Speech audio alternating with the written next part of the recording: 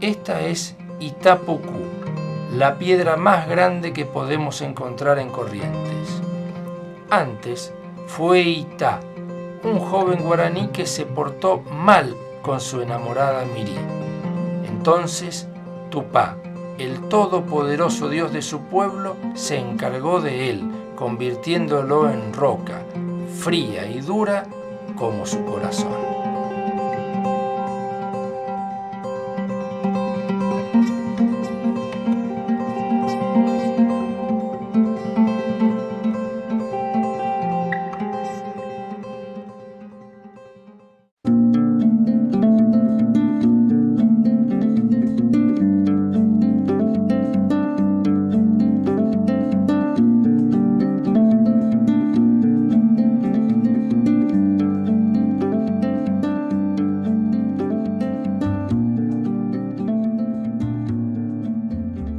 Llegamos a la piedra Itapucú, uno de los sitios de la geografía correntina más nombrados en la antigüedad, referenciado desde tiempos históricos con su nombre en el idioma guaraní. Itá quiere decir piedra y Pucú es larga, y muchas personas han creído que es una piedra que crece. La abrasión es una fuerza que da forma a la piedra, consigue gastarla por insistencia nomás. Viento y arena juntos, sumada al agua de las lluvias y la violencia de la intemperie, hace que tome esta forma como de hongo. Evidentemente la parte superior es la más compactada y más dura, y las inferiores están sometidas al desgaste. 100 millones de años para atrás, esta parte de Corrientes era un desierto de arenas sueltas y dunas viajeras. El paso de las eras, humedades y calores atroces hicieron que las arenas se aprieten y suelden en piedras que los geólogos llaman areniscas. Aquí, en Mercedes, el corazón valiente del Tarahui, estas areniscas rojizas afloran en la superficie. Principalmente la silueta de la piedra Itapucú, que es uno de los monumentos que tenemos en la zona de Mercedes, una formación rocosa que tiene esta formación, esta silueta, y la idea del autor del diseño era presentar esto con varios elementos que también representen a nuestra ciudad.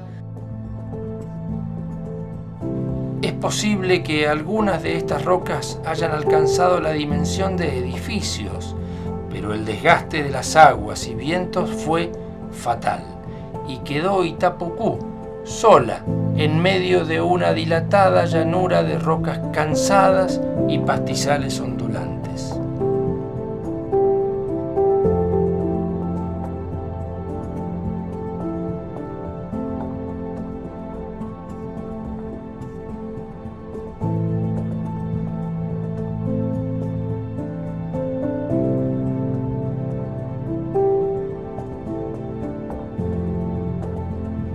No extraña entonces que Itapucú se convirtiera en mojón natural de los albores de la argentinidad.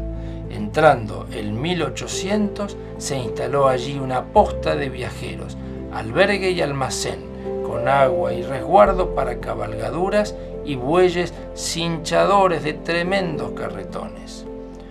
Construida en piedra, la posta y su original altillo se encuentran milagrosamente en pie. Fue estación entre Mercedes y Curuzucuatiá, el primer pueblo patrio fundado por Manuel Belgrano, quien visitó la piedra como lo hicieron el presidente Bartolomé Mitre y el belicoso italiano llamado Giuseppe Garibaldi. Los viajeros tenían por tradición dejar sus nombres grabados a fuerza de cuña y masa.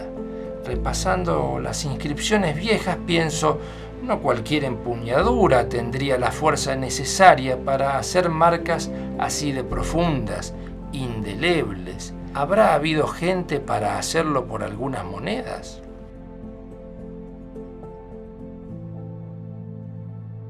El comentario del lugar era que la piedra estaba viva y en lugar de gastarse, crecía. Los viejos más arrugados sostenían que, subidos al caballo cuando niños, alcanzaban el borde superior con sus manos. Fue el sensato botánico francés afincado en Corrientes, Amado Bonpland, quien en 1834 aportó ciencia al entuerto. Realizó uno de los primeros ensayos descriptivos que reconoce la geología nacional al dibujar escrupulosamente los perfiles de Itapucú, refutando el crecimiento de la piedra. Casi 2 siglos después, falta 1 metro por explicar. En busca de una versión desapasionada, visité a la persona que más tiempo pasó cerca de la piedra, el mercedeño Jorge Buble, nacido y criado en la estancia Itapucú. Parecido a usted, su abuelo, ¿eh? Realmente parecido a usted, ¿no? Y así es rubio ese que era de bigote. ¿Sí? ¿Qué nacionalidad tenía? Checoslovaco. Checoslovaco. Ellos aparecieron acá cuando hubo los primeros trenes. Cuando venían a hacer el carbón acá en el Jofe. Y después mi padre ya compró esta tierra que yo vino de allá del Laque, de otro campo. Hace más o menos en el 55, 56, 50, por ahí vino acá a comprar todos los lugares con mis tíos. Le puso estancia Itapucú, ya la entrada, puso cartel, puso todo. ¿Sí? Siempre respetando por la piedra que había en un lugar ahí medio histórico que era. ¿Sí? Fue don Moncho, el padre de Jorge, el que advirtió que mientras las vacas tenían acceso libre a la piedra, difícilmente se resistían al alivio de su sombra en la llanura despiadada. El pisoteo de los vacunos agrupados al pie de la roca desgastaba el suelo y terminaba socavándolo, dejando esa sensación de una piedra que crece. Esto, y no otra cosa, hacía que la piedra crezca, pero para abajo. En los años en que el acceso del ganado era limitado, los pastos se recuperaban en el entorno de la piedra y el suelo lograba mantenerse en su lugar, sin erosionarse. En una comarca que vive de las vacas y ellas de los pastos, donde cada madrugada se arranca de recorrida por los potreros a revisar el estado de madres y terneros, este es un dato esencial. Las más de 300 especies de pastos son clave para mantener todo esto en funcionamiento. Los pastizales naturales permiten también la conservación de los suelos. Los animales arriba de esos campos hacen un ciclaje de nutrientes perfecto. Elena ama las vacas tanto como Aline, experta en especies vegetales que aportan comida a estos animales, en esta verdadera fábrica de terneros a cielo abierto. En Corrientes, las vacas tienen un hábitat perfecto porque todo eso es natural, todo eso nace de la tierra. Y ahora, por ejemplo, estamos con inflorescencias de pastos de verano. Pero en ese mismo campo, en invierno, va a haber otras especies de pasto.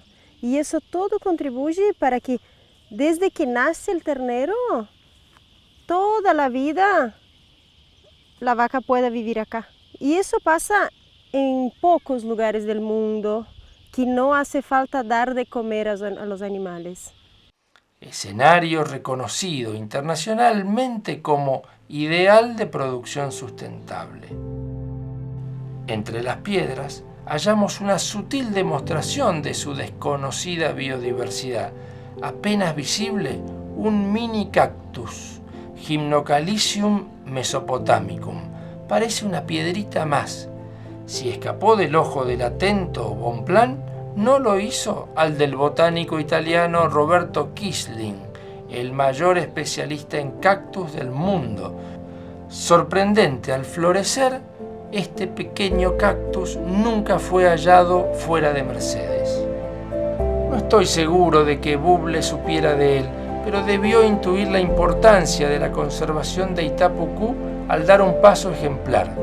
Cercó una fracción de su estancia y ofreció a la sociedad mercedeña su acceso libre, para que el pueblo pueda volver a visitar este lugar mágico y ancestral.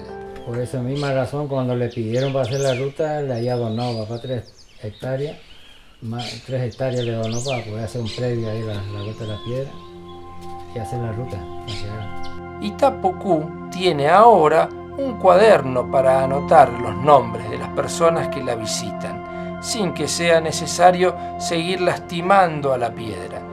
Y esta es ya un verdadero símbolo de Mercedes, dibujada en su escudo y en su bandera, una roca cuya templanza es moradora exclusiva del corazón valiente de sus habitantes.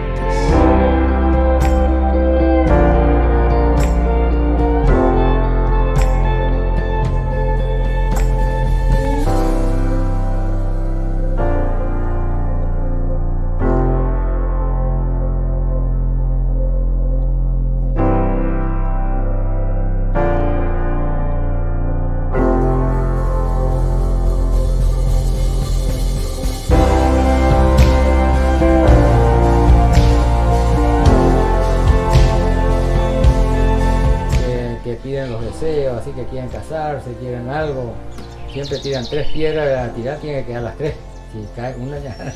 Ah, tenés que tirar 3 tres y piedras, las 3 tienen que quedar ahí. Ahí no, ya pierde.